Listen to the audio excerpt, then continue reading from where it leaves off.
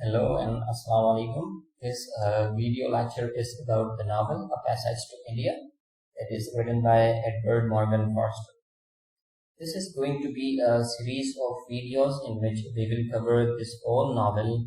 We will be covering the introduction of the writer, means his biography, then introduction to the novel, and then we will cover each part of the novel chapter wise, means we will read each chapter, we will analyze each chapter from that, and we will analyze the major events in those chapters. So let's start our first lecture. First, we will we will study the introduction of the writer, that is Edward Morgan Forster. It's also known as E.M. Forster. He was born on January 1st, 1879 in London, and he was educated at Tonbridge School and then at King's College, Cambridge. He developed his writing, or he started his writing before he turned to 20. Means he was a student at the time when he started his writing. And he had worked on a novel when he was a student, but he could not publish it. And he graduated in 1900, and after graduation he published some short stories as well. And the first novel of his career was Where Angels Fear to Tread in 1905. That was published in 1905. And E.M. Forster also visited India in 1911 or 12, and he spent some time there, almost 6 months. He met his friend and student Sayyid Rose Masood. He is the grandson of Sir Sayyid Ahmad Khan. And this Sayyid Rose Masood was once a student of E.M. Forster in England. And E.M. Forster visited the whole India, and he got the background or the experiences for his novel that he was going to write in his future. And he completed or wrote the first drafts of 7 chapters of his novel A Passage to India. He did not give the name to the novel at that time. He had not thought of the name of the novel, but he wrote 7 chapters of that novel. Then he served in World War I as a Red Cross volunteer in Alexandria, Egypt. And he served for the British Army, served for the British Empire. And after the World War I, he had a second visit to India in 1921, and he spent almost 6 months once again, and he served as a secretary to the Maharaja of Devas for 6 months. That was an independent Muslim state. When he returned to England, he finished writing his novel A Passage to India, that was published in 1924. And the experience that he got in his his 2 visits to India, he has mentioned those experiences and those events in his novel, A Passage to India. And his major works are like the novels that he has written, the major novels that are Where Angels Fear to Tread in 1905, then The Longest Journey 1907, and The Room with a View in 1908, then Howard's End in 1910, and then the most famous one, A Passage to India, in 1924. He also wrote some short stories and essays that were published. Now let's come to the introduction of the novel, A Passage to India. This novel was written in 1924, and it is the last novel of E.M. Forster. After this novel, he has not written any other novel. This novel is about the relationship between the British and the Indians at the time of British colonialization, means when India or the subcontinent was a colony of the British Empire.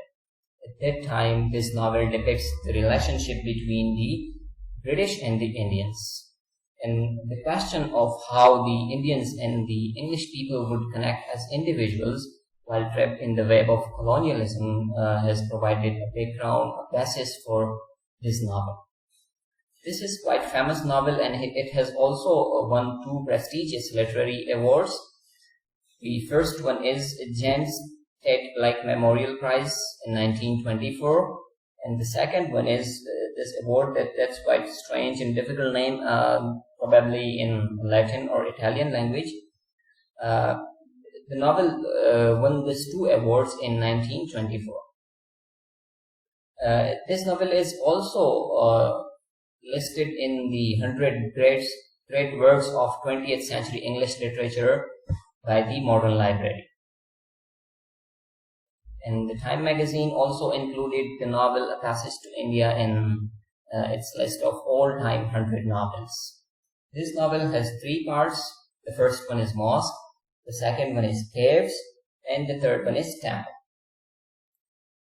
The major character, there are so many characters in the novel, but the major characters around whom the story of the novel revolves are Dr. Aziz, Miss Adela Custard, then Mrs. Moore, Cyril Fielding, Ronnie Heslop, and Professor Godwalla. There are multiple characters, other multiple characters as well, but these are the major characters in the novel. Let's start the novel, the chapters one by one. There are, as I said, that there are three parts of the novel. There are almost or total 37 chapters in this novel.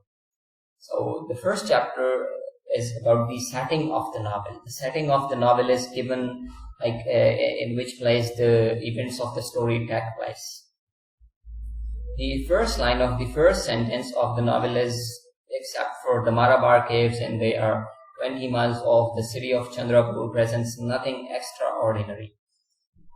The city of Chandrapur. This is a fictitious city situated on the banks of river Ganges, that is known as Ganga, the river Ganga. That is a holy river for the Indians, for the Hindus.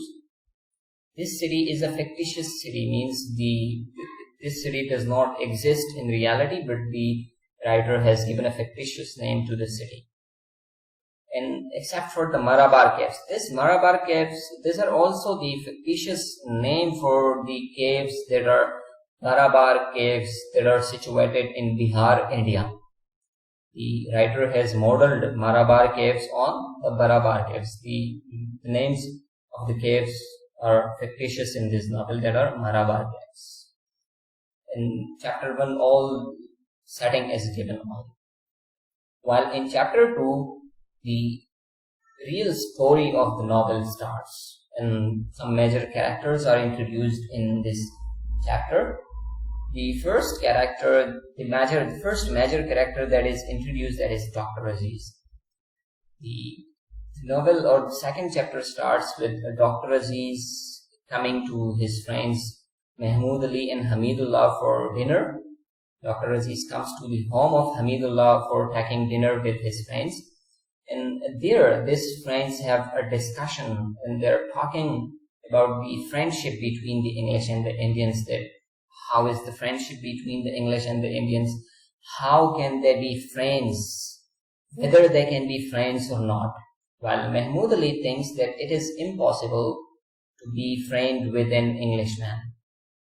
Thinks that it is impossible that there could exist any kind of friendship between the Englishmen and the Indians.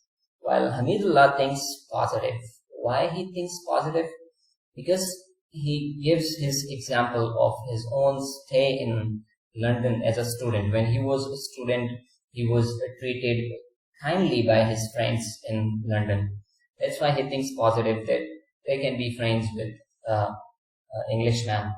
But he thinks that, or he says that they can be friends with the English people in England, but not in India, because in India they are treating as rulers, the Englishmen are treating as rulers, and they do not want any kind of friendship with the Indians. While Dr. Aziz has quite strange or quite unnatural talk, he says that why be either friends with the fellows or not friends? Let us shut them out and be jolly. He thinks that talking about the friendship between Englishmen and Indians is useless. It is futile. Do not talk about this friendship. Let us shut them out from our country and be jolly. Means he does not want to discuss the friendship between Englishmen and the Indians. It is useless to discuss the friendship between English and Indians for Dr. Aziz. While these friends also discuss the change in the behavior of the English after they arrived in India. Hamidullah says that the Englishmen, when they first arrived to India, they treat the native Indians kindly and in a very gentle manner. But after some time, they change their behavior and they change their behavior just like the other English people in their country. They all agree that the Englishmen who come to India are first kind and gentle, but like Hamidullah says that the Englishmen, they turn their behavior or they change their behavior within 2 years of their arrival, and the English women, they turn to be rude and rigid within 6 months of their arrival in India. They say that they turn out to be rigid and haughty bureaucrats and be like other Englishmen in the country. While having dinner with his friends, Dr. Aziz then receives a note from the civil surgeon. A servant brings a note to Dr. Aziz, which is from the civil surgeon Major Calendar, and Dr. Aziz is summoned to meet Mr. Calendar immediately at his bungalow. And it is not mentioned that why a Major Calendar wants to meet Dr. Aziz at his bungalow. Dr. Aziz then immediately leaves on his bicycle, but unfortunately the tire goes flat, and then he has to hire a tonga, and then he reaches the Major's bungalow on the tonga. But when he reaches the bungalow of the civil surgeon, he comes to know that the civil surgeon has left. When he inquires from the servant of the bungalow, the servant answers that the Major has left. While Dr. Aziz asks, but Sahib has left me some message. He wants to inquire if there is a message for him, whether the civil surgeon has left any message for Dr. Aziz or not. But the answer is in no. The servant replies that there is no message for for Dr. Aziz, and the civil surgeon has not said that where he wants to go and why he was going somewhere. By this act of civil surgeon, Dr. Aziz feels too much humiliated. He feels insulted that he was summoned and now the Major Calendar has left without leaving a kind of message for him. Then 2 ladies come out of the Major's bungalow. They are Mrs. Calendar, means Mr. Calendar's wife, and Mrs. Leslie. They come out of the bungalow and they take Dr. Aziz's tonga, the tonga that Dr. Aziz has arrived in. They take the tonga without getting permission from Dr. Aziz. Once again, Dr. Aziz feels insulted because his tonga has been taken away by the 2 English women without taking permission from him. Then Dr. Aziz thinks that there must be a message for him by the civil surgeon, or the civil surgeon must have left a message for him, but the servant is not telling him the message. That's why he thinks of giving some money, some bribe to the servant.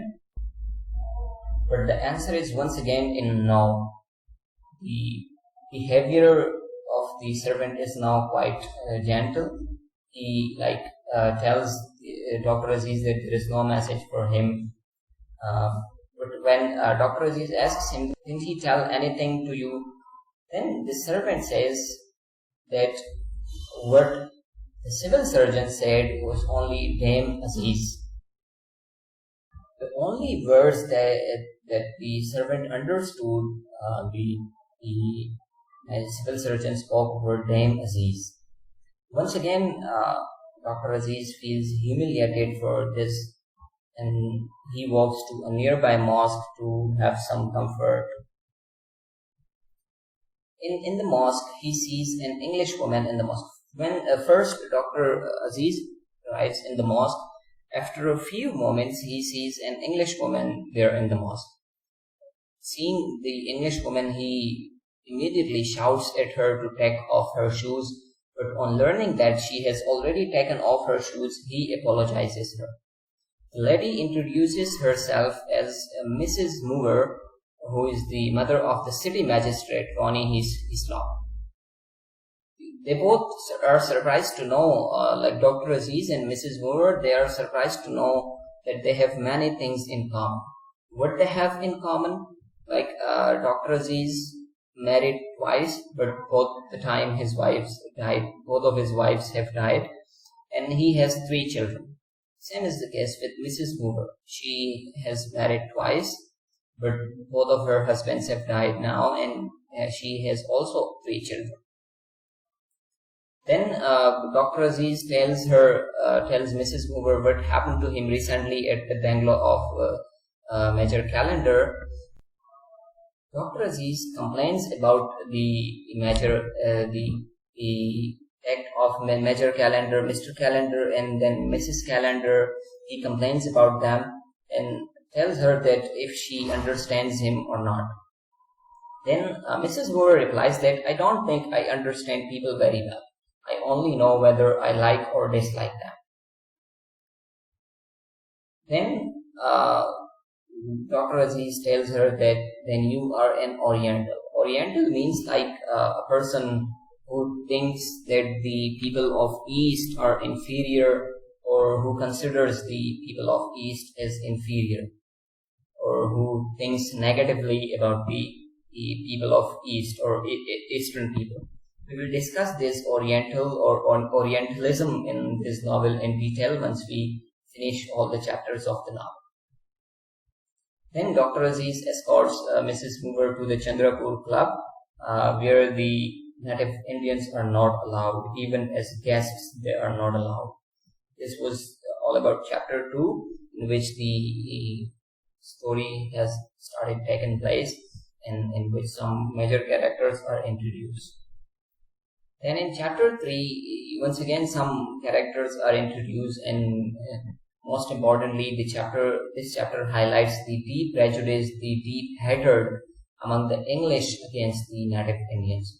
Means this chapter tells us that how the English think about or how they treat or the native Indians in India.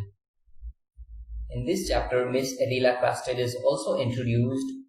She has come to India recently with Mrs. Moore, and she is engaged to Ronnie. She has come with Mrs. Moore to see the real India, the real face of India.